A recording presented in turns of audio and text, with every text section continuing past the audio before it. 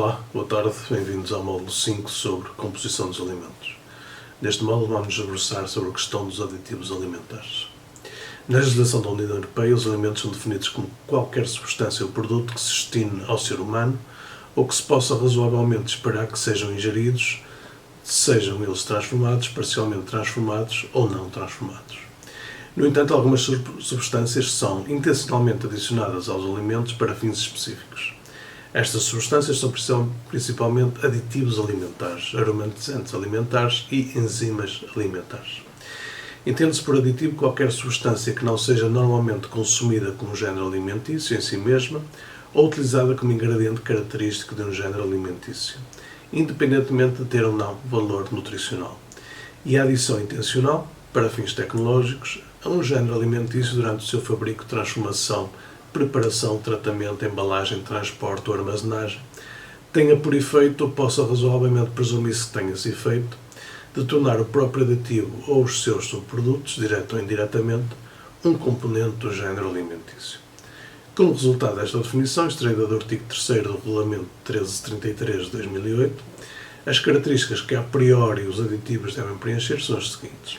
Não deve ser consumido normalmente como alimento, não deve ser utilizado como ingrediente característico, a adição ao alimento deve ser intencional e deve ter uma função tecnológica ou ter algum tipo de efeito sobre os alimentos. A adição tem o efeito de que o aditivo se torna um componente do alimento. Os aditivos alimentares devem ser designados pelo nome da sua classe funcional, seguido do seu nome específico ou número E.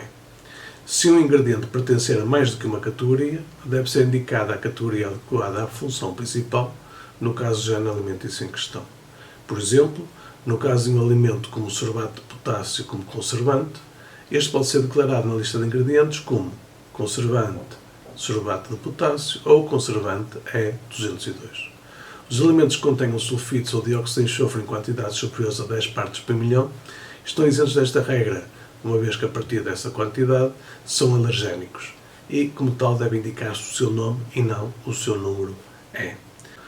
A presença de um aditivo no género alimentício composto é permitida não por adição direta, mas por reporte de um ingrediente alimentar utilizado no fabrico do género alimentício composto, desde que a sua utilização no ingrediente específico seja autorizada.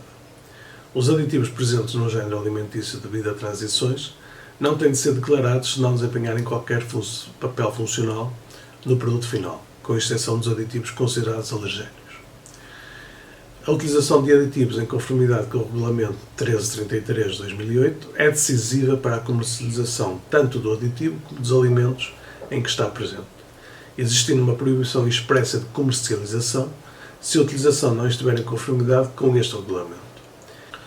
Para além da proibição acima referida, o regulamento estabelece mais dois tipos de proibições de utilização, ou seja, os aditivos não podem ser utilizados em produtos não transformados, nem em alimentos para lactentes e crianças jovens, em especial em alimentos dietéticos para lactentes e crianças jovens destinados a fins medicinais específicos.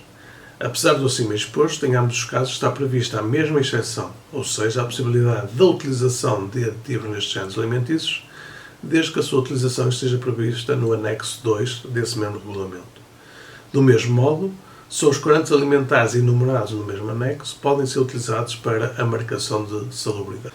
Os aromatizantes são definidos como produtos não destinados ao consumo, mas sim são produtos que lhes conferem um odor ou sabor, ou alteram o seu odor e sabor, constituídos pelas seguintes categorias ou constituídos pelas mesmas: substâncias aromatizantes, preparações aromatizantes, aromas obtidos por processos térmicos, aromatizantes de fumo, precursores de aromatizantes, outros aromas ou misturas de aromas. Os aromatizantes são geralmente utilizados durante a produção de géneros alimentícios porque os processos utilizados modificam frequentemente as suas características organolépticas. Os aromatizantes podem conter aditivos alimentares ou quaisquer outros ingredientes para fins tecnológicos. Os aditivos autorizados para utilização em aromas, tal como acima referido, constam da parte 4 do anexo 3 do regulamento já referido, Regulamento 1333 de 2008.